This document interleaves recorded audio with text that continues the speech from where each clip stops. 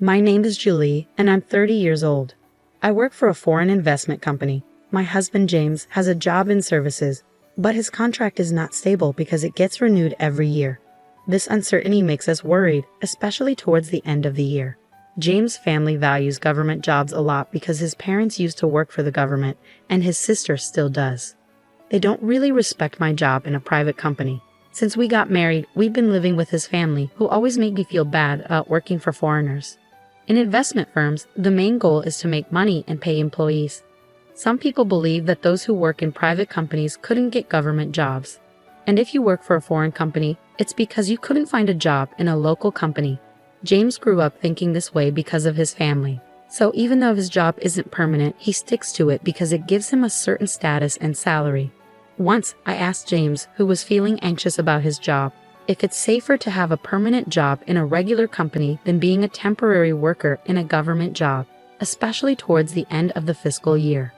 He quickly replied, "If I'm not a civil servant, it's better not to work at all."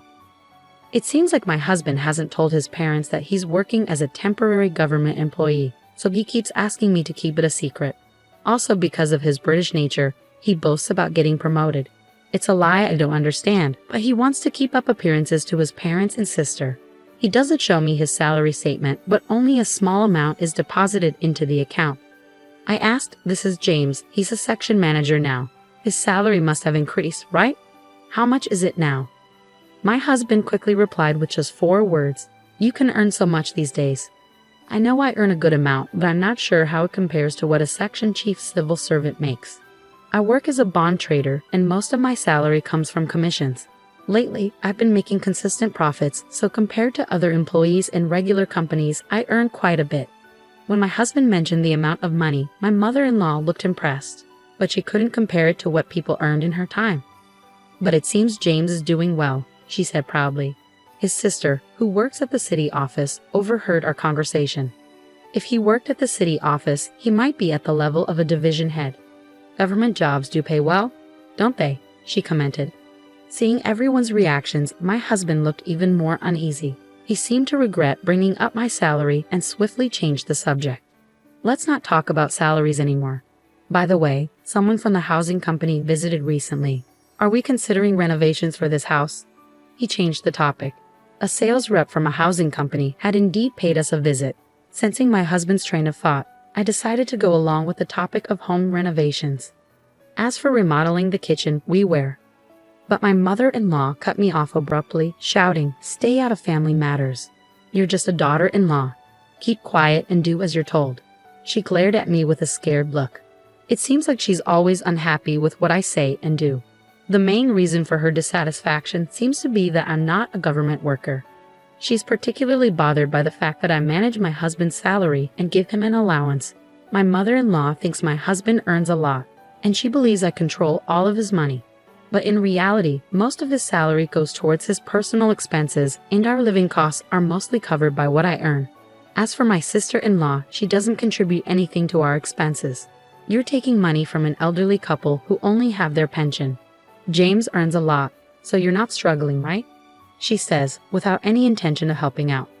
Living in my husband's family home means we don't have to worry about paying rent, and we can manage with just my salary. But the atmosphere at home is undeniably tense. Unable to join the conversation about the housing company, I hurriedly cleaned up the kitchen after dinner. Neither my mother-in-law nor sister-in-law offered to help with the housework.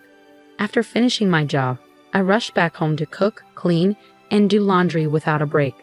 One good thing about working for a foreign company is that I don't have to work overtime as long as I do my job well.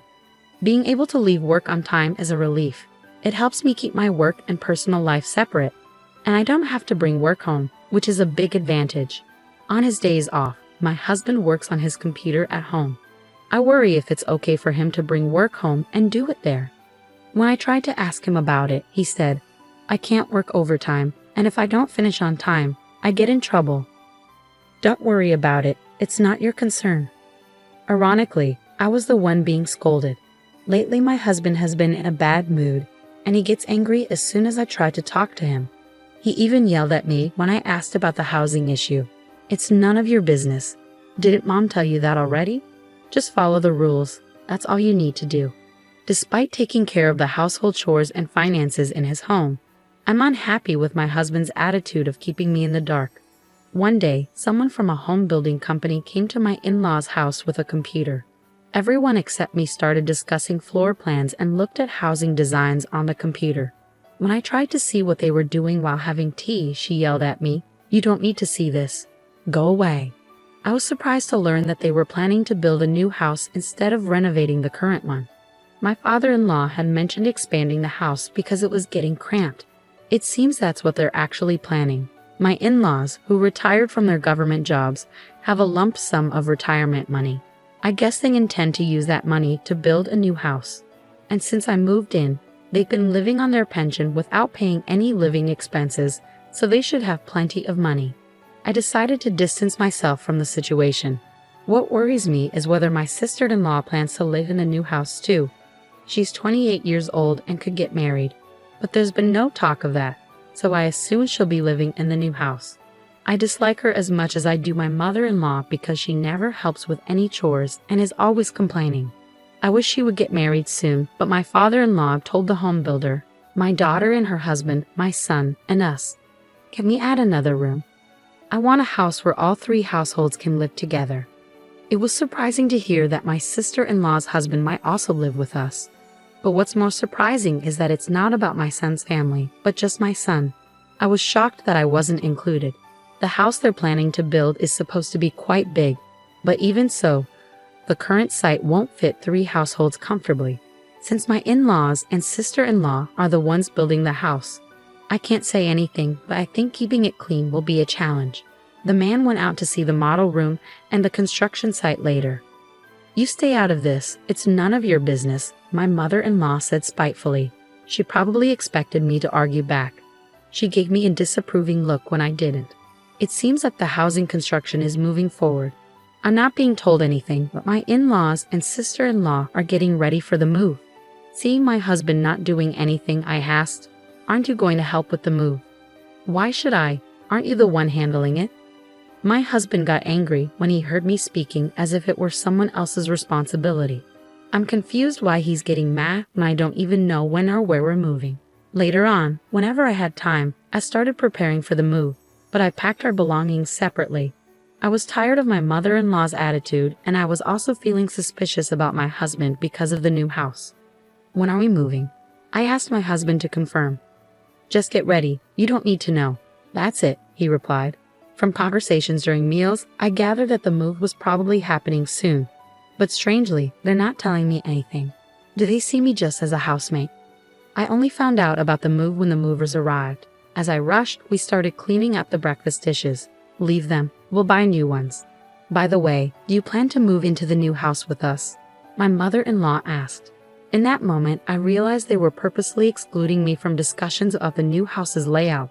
And keeping me in the dark about the moving day was all part of their plan to kick me out of my in-laws' house.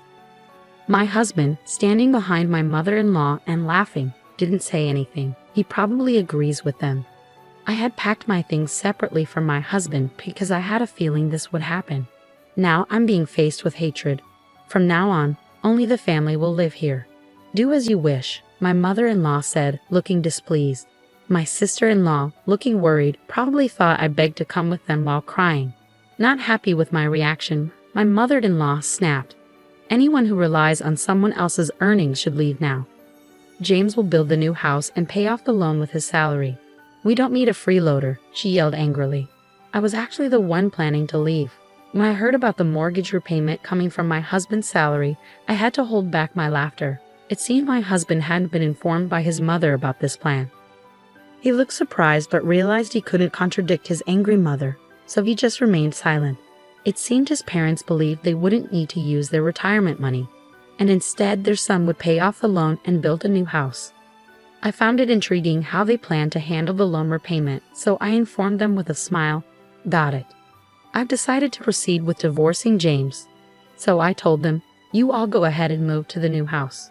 My mother-in-law didn't like my reaction and started shouting, but my father-in-law and sister-in-law pulled her away, and they left the house. To my husband, who stayed behind, I said, "We'll bring the divorce papers later, so please give me your new address.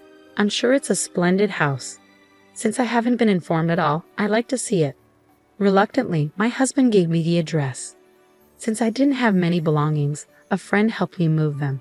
Then, I changed all the public utility bills for my in-laws' house to my husband's name. I went back to my parents' house for the time being, and once I was settled, I went to the address my husband gave me to get his signature on the divorce papers. The new house where my husband and his family moved was indeed impressive. It was a grand 3-family home. As soon as my mother-in-law spotted me, she hurried over and yelled, "What are you doing here?" Ignoring her outburst, I asked my husband to sign the divorce papers. My mother-in-law then turned to him and said, "Useless wife. It's because she's not a government worker. Hurry up and say it." With a sarcastic tone, I turned to my mother-in-law and remarked, "What a splendid house. Are you sure you can afford it with James' salary?" My mother-in-law's face turned red with anger. "You're the outsider now, so don't concern yourself with us. Take the divorce papers and leave," she snapped.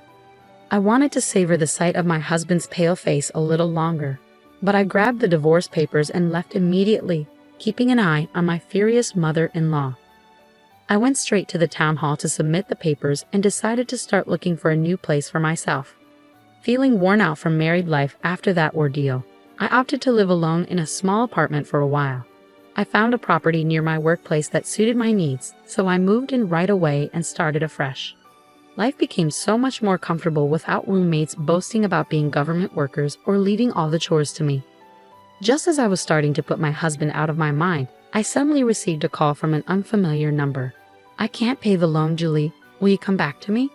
"I'm calling from a friend's phone. I can't afford to pay the mortgage, electricity, water bills, or even my phone bill," my ex-husband said, his voice breaking with tears. I assumed he could ask his family for help, so I suggested, "Your sister has a stable job, and your parents are retired with pensions. They should have some savings, right?" When I dismissed his plea, my husband reluctantly confessed, "Actually, they don't have any savings left. My sister has debts and no extra money." Listening to my husband, it became clear that their retirement savings were nearly wiped out due to investment fraud, and his sister, who lived with their parents, had racked up significant debt by overspending on credit. This proud family of civil servants had nothing to hide. While I was living with them, they might have been able to keep it under wraps. But now that they've moved to a new house, they seem to be struggling to manage their lives and reach out to me out of desperation. However, I had no intention of reuniting with them. I declined their plea and ended the call. After that, the phone rang numerous times, but I continued to ignore it until the calls eventually ceased. Later, when I visited their new house, I noticed a for sale sign. There happened to be someone from the housing company there, so I couldn't resist asking about the in-law family. It turns out they sold the house immediately after it was built, but they still had a remaining loan. The housing company representative also mentioned, "I was surprised by that family. Despite their boasting, they said they would sell right away if they couldn't repay the loan because our relative was a cosigner. It seems to have caused some trouble. It seems that because a relative cosigned their loan, that relative had to take on the debt. Once this became known, considering their past boasting about being civil servants, it appears they're now facing ostracism from their relatives. It's not surprising, really. They caused trouble for a relative who works in a private company by involving them as a cosigner." As I relaxed on my sofa at home, I couldn't help but laugh at the absurdity of imagining what my ex-husband and his family, who no longer had anyone to boast to about being civil servants and were now